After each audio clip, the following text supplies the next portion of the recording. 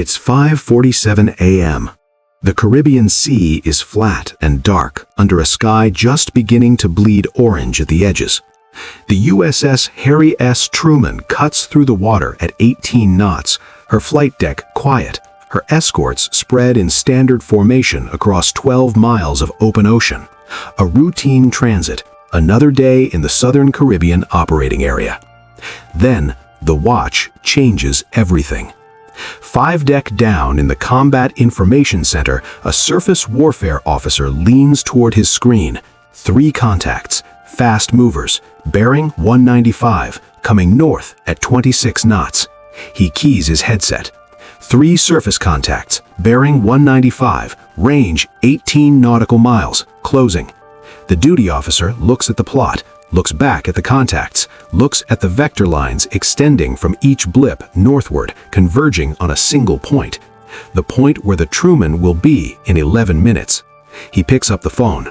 "Captain, to the bridge." By 5:51 a.m., the flags are visible on optical zoom. Red, yellow, blue. The tricolor of Venezuela. 3 Constitution-class corvettes running in tight line abreast formation, bow waves white and hard in the early light, their course locked dead on the carrier group's path. This isn't a patrol, this isn't a shadow, this is a wall. Aboard the Truman, the collision alarm doesn't sound yet, but every experienced sailor on the bridge can read the geometry. 3 warships, 1 vector, 1 destination, and a $13 billion carrier group that is not going to change course because 3 corvettes decided to make a statement before breakfast. The strike group commander steps onto the flag bridge. He studies the plot for 4 seconds. Get the Bulkley ahead and launch the Seahawk. 5:53 a.m., the USS Donald Cook accelerates. Her turbines push from cruise power to combat power in under 90 seconds. Her hull lifts slightly in the water as 33 knots of thrust pushes 9,200 tons of Arleigh Burke destroyer forward and left, sliding across the carrier's bow like a chess piece moved by someone who has played this game before. On her bridge, the captain watches the Venezuelan formation through binoculars. 3 ships, running hard, not slowing. He sets the binoculars down. Battle stations, weapons tight, full intercept posture. Below him, the Mark 45 5-inch gun turret pivots 4 degrees to starboard, slow, deliberate. The morning sun catches the barrel for exactly 1 second. No lock, no targeting radar, just visibility. On the Venezuelan lead ship, someone is watching through their own binoculars. They see it. On the Truman's flight deck, the MH-60R Seahawk crew moves with the kind of speed that looks calm because it is calm. These are people who have done this in worse conditions at 3 in the morning in worse seas. Tie-downs clear, rotors unlocked, pins pulled. Razor 14, you are go for immediate launch, eyes on the formation, weapons cold. Copy, Razor 14 is up in 60 seconds. The helicopter lunges off the deck into the Caribbean morning, banking hard south toward the contacts. Below, the ocean surface slides away. Ahead, 3 white bow waves cut parallel lines across the blue. At 500 feet, the FLIR pod locks on. 3 Constitution-class hulls, running in formation. Deck crew visible on all 3 vessels, and on the lead ship, something the sensor operator notes immediately. Razor 14 to Cook, visual on forward gun mounts, covers removed, crews present, no elevation change, confirmed visual only, no targeting radar detected. Copy, maintain orbit, stream everything. 5:58 a.m., range to lead Venezuelan vessel, 14 nautical miles. In the Donald Cook CIC, the tactical plot shows a picture that requires no interpretation. 3 red contacts, 1 blue spear. Distances shrinking with every radar sweep. The watch officer calls it out. Contacts now inside 14 nautical miles. Speed unchanged, course unchanged. The captain's voice comes back flat and clear. Maintain intercept, visible posture only. Do not illuminate. Because in this moment, discipline is the loudest weapon available. The cook is not here to start something. She is here to make absolutely certain that the people approaching understand exactly what they are approaching. On the Truman, the strike group commander watches the feed from the Seahawk streaming onto his display. 3 corvettes, running hard, still not blinking. He folds his arms. They want a headline. Let's make sure the headline says what we want it to say. 5:02 a.m. The radio crackles. The cook's communications officer transmits on bridge-to-bridge channel 16, the International Maritime Distress and Safety Frequency, the one that every ship in the world monitors, the one where there is no excuse for not hearing. Venezuelan naval vessels, Venezuelan naval vessels. This is United States warship operating in international waters under the authority of customary international law and UNCLOS. You are on a collision course with a restricted naval formation. Alter course immediately. Alter course immediately. 4 seconds of static. Then a reply. Accented, firm, unhesitating. American warship, you are transiting waters under Bolivarian protection. Reduce speed and alter heading immediately. This is your first notification. In the Cook CIC, nobody moves, nobody speaks. The radar sweep traces its circle. The distances keep shrinking. 12 nautical miles. The captain's voice. Log that transmission, timestamp it, and maintain course. 6:05 a.m., 11 nautical miles. The Seahawk tightens its orbit above the Venezuelan formation. From 600 feet, the FLIR camera resolves details that tell a story. The lead corvette, a Mariscal Sucre-class vessel, is running at combat power. Her deck crew is not at ease. Her forward gun mount, a 76mm OTO Melara, sits with its cover removed and its crew in position. But the barrel is level, pointed nowhere specific. The radar emissions coming from the Venezuelan vessels are surface search only, navigation radar, not fire control. They want to be seen. They do not want to shoot. Razor 14 to Cook. Formation is aggressive in posture, not in targeting. They are performing for someone. Copy. Keep the camera on them. On the Cook's bridge, the XO steps alongside the captain. They're hoping we turn. The captain watches the closing contacts on the repeater screen. Then they're going to be disappointed. 6:08 a.m., 9 nautical miles. The USS Harry S. Truman has not changed course by a single degree, has not reduced speed by a single knot. Her flight deck is at modified flight quarters. Jets are chalked and chained, but crews are standing by. Catapults are powered, but cold. The carrier is not threatening. It is simply continuing to exist at 18 knots on a lawful course in international waters, and that is the loudest possible statement. In naval doctrine, maintaining course and speed in the face of an aggressive approach is not passivity. It is assertion. It says this water is not yours to block. It says we were here first and we are staying here. It says your maneuver does not alter our physics. On the Donald Cook now sits 800 meters off the Truman's port bow, angled slightly outward, her hull between the carrier and the approaching Venezuelan formation, a gray shield. On her forward deck, the Mark 45 gun turret sits visible to anyone looking from the Venezuelan ships, still pointed nowhere specific, still carrying no active targeting signal. Just present, just undeniable. 6:11 a.m., 7 nautical miles. The Venezuelan lead corvette transmits again, this time in Spanish. The Cook's translator is already on the circuit. Bolivarian Naval Forces. This formation is operating under Sovereign Security Directive. You are in violation of regional maritime agreements. Stand down. The Cook's reply comes in both English and Spanish, recorded and timestamped. Negative. United States Naval Forces are operating lawfully in international waters as defined by UNCLOS Article 87.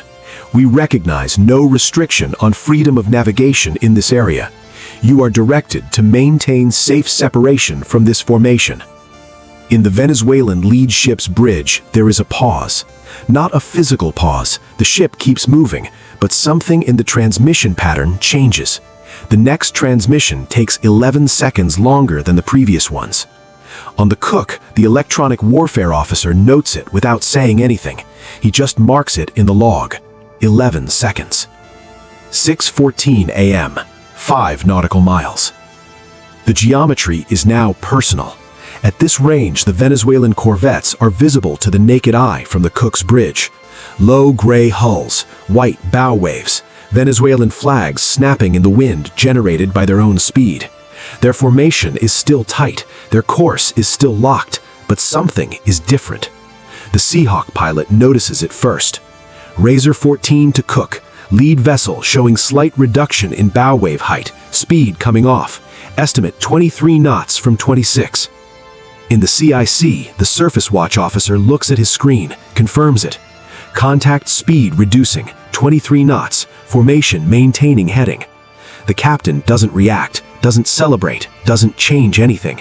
Maintain course, maintain speed, keep recording until full separation.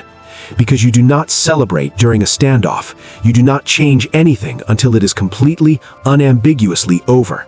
And even then, you log everything, because the moment itself is less important than the record of the moment. 6:21 a.m., 3 nautical miles. Then it happens. Not dramatically, not with an announcement or a transmission or a visible gesture. The bow wave on the lead Venezuelan Corvette simply gets smaller. Engines throttling back, speed dropping from 23 knots to 18, then to 15. The formation begins to open slightly, the tight line abreast spreading as the three vessels lose their synchronized momentum. Razor 14 to Cook, formation is breaking, lead vessel coming off power, estimate 14 knots, course beginning to drift east. In the CIC, the surface watch officer watches the contacts slow and spread on his screen.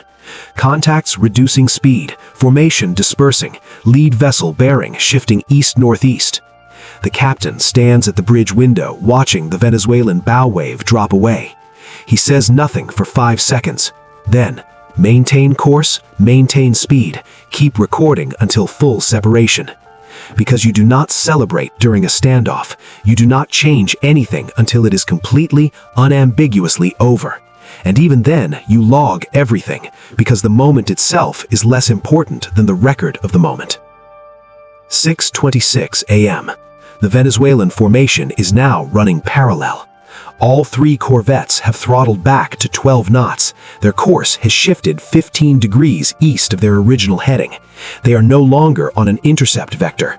They are on a parallel vector, moving alongside the carrier group at a respectful distance that grows with each passing minute. The Seahawk makes one final pass at 400 feet, FLIR camera recording, gun mounts still uncovered but crews standing easy, binoculars still out but pointed in a different direction. Observation now, not confrontation. Razor 14 to Cook, formation is in observation posture, no longer intercept. Recommend maintaining current orbit 5 more minutes than RTB. Copy, 5 minutes, then bring it home. On the Truman, the strike group commander unfolds his arms for the first time since this began. He looks at the clock, 6:26 a.m., 39 minutes from first contact to withdrawal. He does not smile, he does not say anything congratulatory. He simply turns to his operations officer. Get me a full log, every transmission, every bearing change, every timestamp. I want it documented and transmitted to 5th Fleet within the hour. Yes, sir. 6:31 a.m.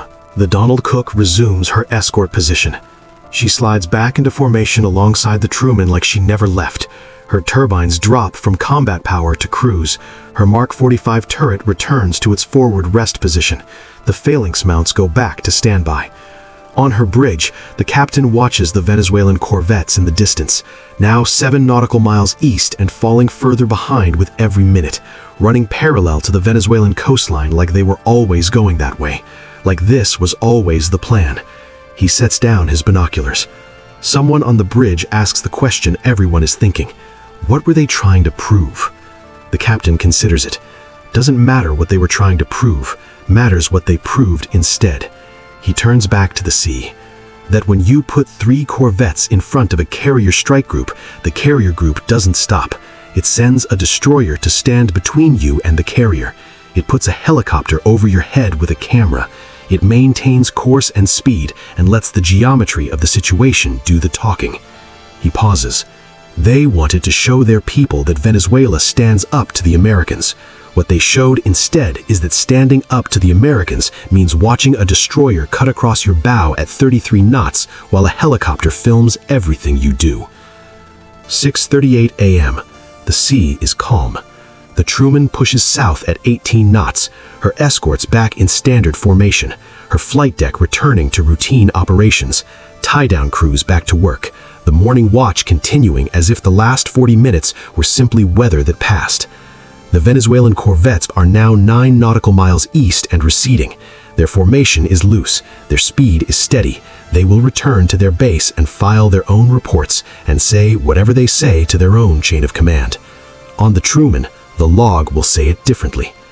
3 surface contacts bearing 195, identified as Venezuelan Mariscal Sucre class corvettes. Venezuelan formation altered course and reduced speed. Formation in observation posture. Intercept threat neutralized. Strike group resumed standard formation. No weapons fired, no missiles launched, no casualties on either side. Just 39 minutes of 2 navies talking to each other in the only language that matters out here. Course, speed, posture, presence. Venezuela sent 3 ships to make a point. The United States Navy made a different one, bigger, quieter, and considerably harder to argue with. Because freedom of navigation is not a request, it is not a negotiation, it is not something that pauses because someone decided the Caribbean belongs to them this morning. It is a principle backed by destroyers that do not swerve, helicopters that film everything, and carriers that do not slow down for corvettes. Caracas sent 3 ships to block a carrier group. The carrier group sent 1 destroyer. That was enough. So here is the question I want to leave you with. If you were the Venezuelan commander that morning, watching a destroyer cut across your bow with a helicopter overhead and a carrier that refuses to change course, what is your next move? Do you hold the wall, or do you find a way to make the withdrawal look like it was always the plan? Drop your answer in the comments. I read every single one, and this one is going to be interesting. If this breakdown kept you locked in from first contact to final separation, hit like. It genuinely matters for this channel. Subscribe if you want more real naval encounters broken down exactly like this. No speculation, no exaggeration. Just the events, the doctrine, and the decisions that happened in real time on real water. And share this with someone who thinks aircraft carriers are vulnerable. Because this morning proved otherwise. 39 minutes, 1 destroyer, 0 course changes. Venezuela blinked first. The carrier never blinked at all.